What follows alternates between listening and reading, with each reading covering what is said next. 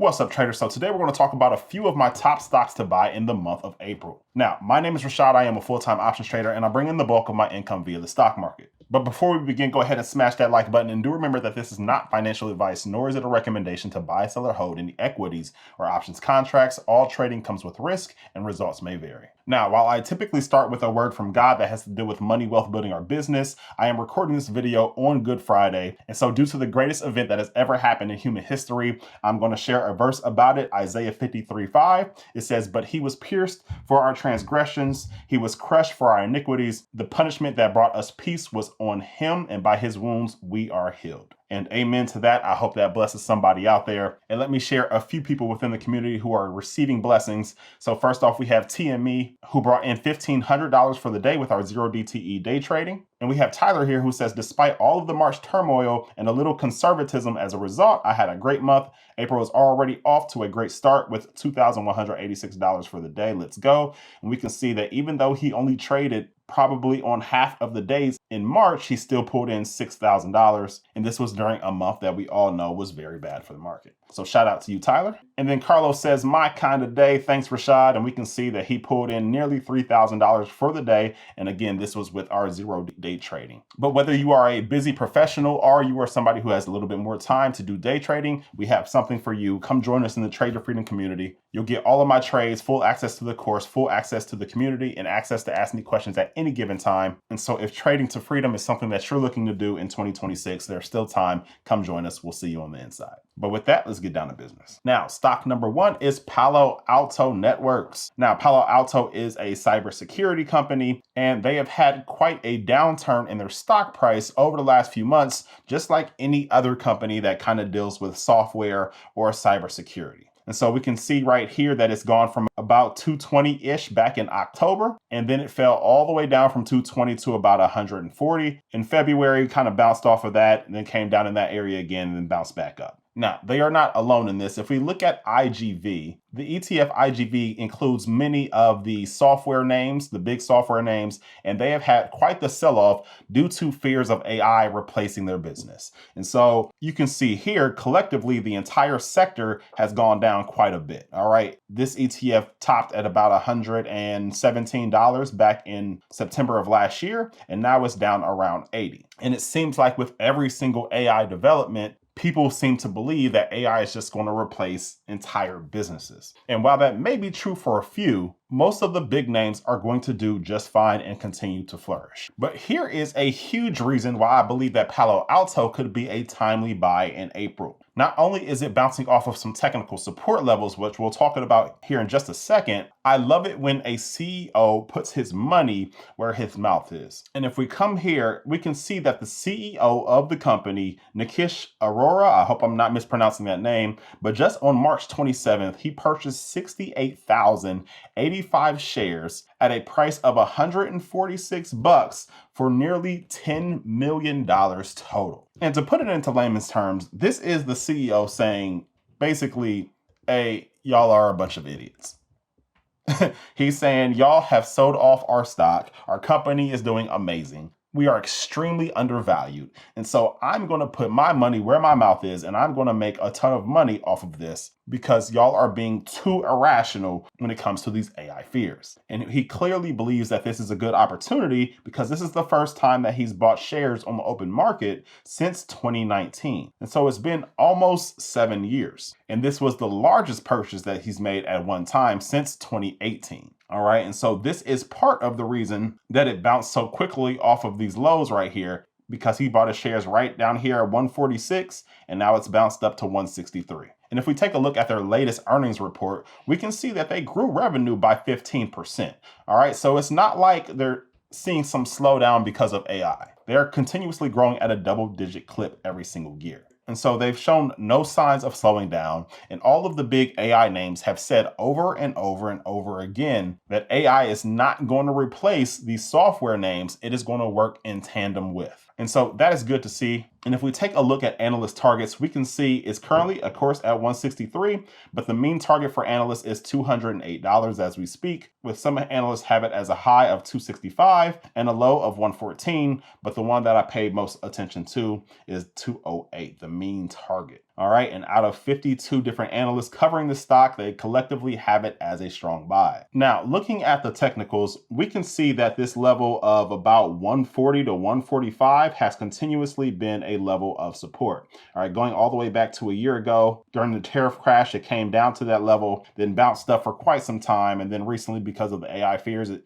hit that mark, then bounced up again, then it came down and hit that mark again. Then the CEO bought $10 million worth of shares, and now it is bouncing up again, all right? And so although it has bounced up a bit over the last few days, it's still pretty close to this level of support that has held strong for quite some time. And so we already know that around the 140 to 145 area, buyers will step in if this were to drop at that level. And of course, with all the things that are happening in the world, cybersecurity companies are going to continue to be very well utilized. And that's all I'll say about that one. But Palo Alto is a good buy for April. Now, the second stock is Meta, ticker symbol META. And this is by far one of my favorite stocks of the Mag 7 currently, because I believe it is currently the best deal. Not that long ago, Meta was around $800, and it has sold off quite a bit, coming all the way down into the 500s. And of all the Mag 7 stocks, it has sold off the second most, second only to Microsoft. All right, it went down as of March 26th, 31% from its 52-week high. And I believe that this has created a tremendous buying opportunity. And I'm not the only one who thinks that. Morgan Stanley just came out a few days ago and said it is time to buy Meta, and that they believe there is a 45% upside for this stock. And to basically sum up the article, it says there's a tactical buying opportunity as concerns about AI and regulatory matters lead Meta stock to trade at an unusually large discount to its historical average. And the fact that it's currently trading at a 19 PE for a large tech company that is growing around 30% per year, that to me is a tremendous value. And I am clearly not the only one that thinks so, because analysts still have it as a price target of about 863. And so that is a good ways up from 574 that it's trading for currently. All right, and some analysts have it as high as 1,144, with even the most bearish of analysts at 676, which is still well above what it's trading for today. All right, so that tells you that this is at a screaming buy as we speak when it comes to fundamentals. Now, what happens day to day with the market and what happens day to day with the macro environment, nobody can foresee that. However, a good deal is simply a good deal. And so out of 56 analysts, they all have it as a strong buy currently. And that's with 45 analysts having it as a strong buy, 3 at a moderate buy, and 8 as a hold. All right, so here we are with Meta's chart. And so looking at the stochastic, we can see it obviously has positive momentum. It's at the bottom of the Bollinger Band. Now it needs to get over this level of 600. All right. And so 600 or any round number in general will be a level of support or resistance for a stock. And as you can see, previous times it kind of came down and hit the $600 level and was used as a level of support. So it hit it here, then it hit it here. And now that the stock price is below, it may use that as a level of resistance, at least for a short period of time. But once it gets back over that level, then it will be used as a level of support again. All right, and so that's Meta. And again, I think that it is the best deal as of right now when it comes to the Mag 7.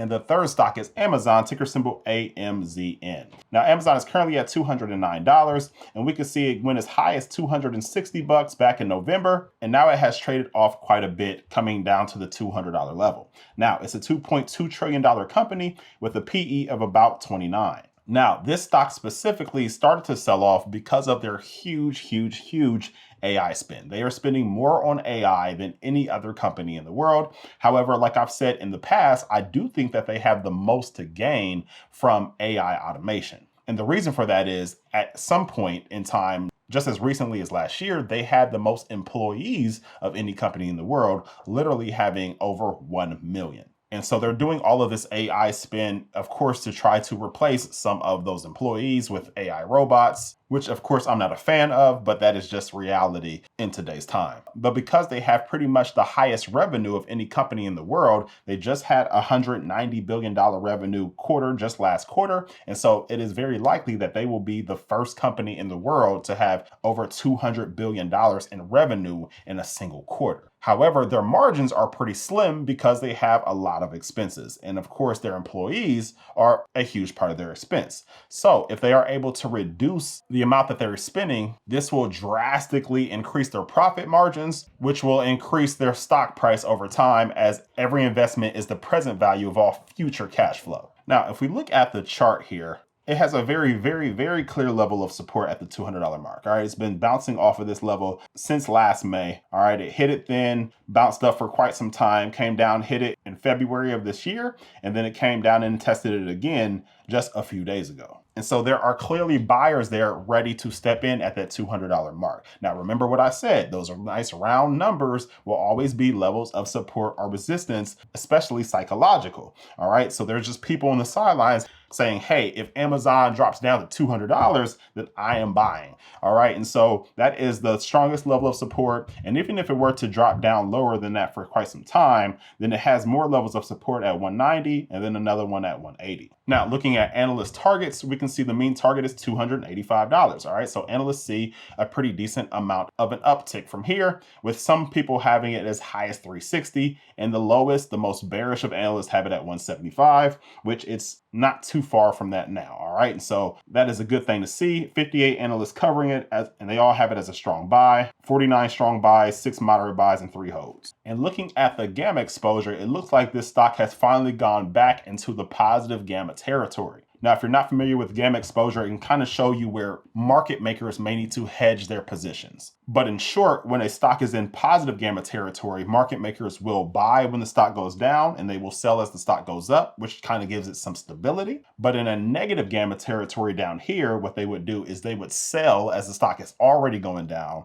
and they would buy as the stock is already going up, creating more volatility. All right, so now the stock has just slightly gone back into the positive gamma territory, which means it should have some more stability from here. And these large positive gamma strikes can kind of act like a magnet for the stock price, pushing it closer to those levels over time. But that's it for this video. Let me know down in the comments below if you like any of these 3 stocks and how you are trading it currently. And do remember that if you would like to trade for freedom, the link is below in the description. We would absolutely love to have you. But with that, I will see you guys on the next one. Peace.